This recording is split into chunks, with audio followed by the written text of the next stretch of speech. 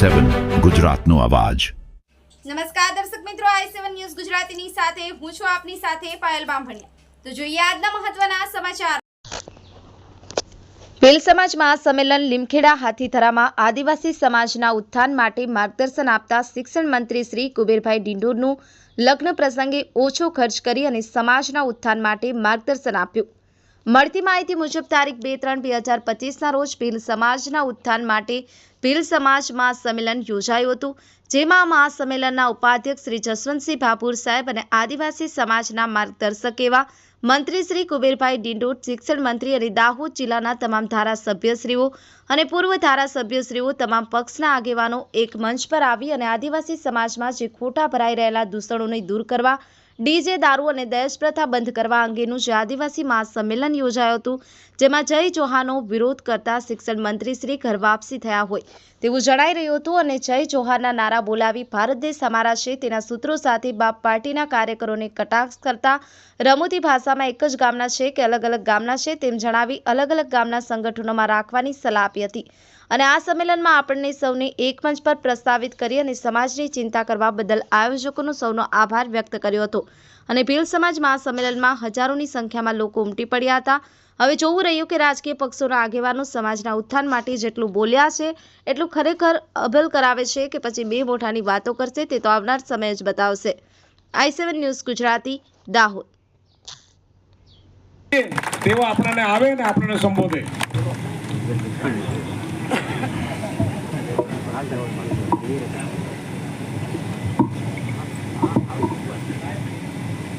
जय जोहार, जय जोहार, जय आदिवासी, बोलो भारत माता की जय। जय जोहार का नारा है, भारत देश हमारा है, एक तीर एक समान, आदिवासी एक સમાન। ભારત માતા કી। પણ આ બધું પાછું દેશ માટે કરવાનું હોય, રાષ્ટ્ર માટે। તો મિત્રો, આજે આપણા બધાનો સૌભાગ્યનો દિવસ છે કે એક મંચ પર આપણા સમાજના પ્રશ્નો, સમાજની સમસ્યાઓ અને એમાં સવિશેષ કરીને આપણી આ સામાજિક જે રીત રિવાજો, રૂઢી પરંપરા એને બચાવીને આ એક મંચ પર આવીને આપણે સુખી થવાનું છે, સંપન્ન થવાનું છે અને ખોટા ખર્ચાઓમાંથી બચીને સમાજને ઉગારવાનું કામ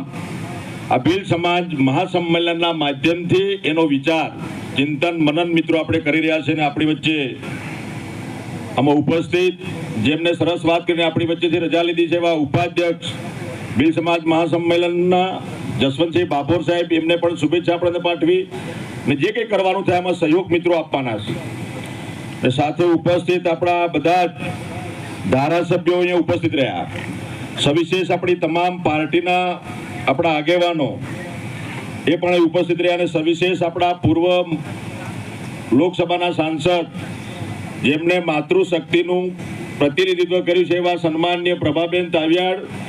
ને મારા વડીલ બેન, મારા વિધાનસભાના સાથી 17મી આપણી 14મી વિધાનસભામાં સાથે હતા અમે એવા ચંદ્રિકાબેન બારિયા, પૂર્વ ધારાસભ્ય શ્રી આપણા કનૈલાલ કિશોરજી, મહેશભાઈ ભુરિયાજી, રમેશભાઈ કટારાજી, શૈલેષભાઈ ભાભોર, મહેન્દ્રભાઈ ભાભોર અને સાથે આ દીપસિંહભાઈ બારિયા, માન્ય જિલ્લા ભારતીય આદિવાસી પાર્ટી, બરાબર ને ભાઈ, અને સાથે રમેશભાઈ બારિયા એક જ ગામના છે, શું છે ભાઈ આ બારિયા એક જ ગામના કે એક જ તાલુકાના શું છે ભાઈ? અલગ અલગ તાલુકાના છે। રાકેશ બારિયા અને આપણા દીપસિંહભાઈ બારિયા એક જ તાલુકા અલગ અલગ છે, એટલે પાછું વેચતો રાખજો, પાછું એક જ ગામમાં તાલુકામાં રાખતા નહીં પાછા આ બધું। રાકેશભાઈ બારિયા સાથે આપણા ગોવિંદભાઈ, આજે સમાજના જે પંચો છે, અનિલભાઈ ગરાસાજી, વિક્રમભાઈ ડિંડોર,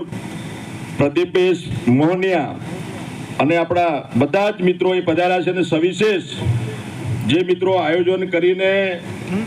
આપણા બધાને એક સમન્વયની ભાવનાથી, લોક કલ્યાણની ભાવનાથી, જન કલ્યાણની ભાવનાથી આપણા ભીલ સમાજના શ્રીમતી આપણા કુંજલતાબેન પરમાર સહકન્વીર પધાર્યા છે બેન, કઈ બાજુ તો આ બેનનું તો સન્માન તમે આપણે એમનું સન્માન કરવું પડે. આ બેનનું એક બેન આપણી વચ્ચે છે અને સાથે આપણા વિશેષમાં રાવજીભાઈ માવી, એમને તાળીઓથી આપણે વધાવીએ. રાવજીભાઈ માવી સાથે આપણા એપી વહોનિયા, સહ કન્વીનર ભીલ સમાજ મહાસંમેલન દાહોદ, પંચમહાલ, મહીસાગર.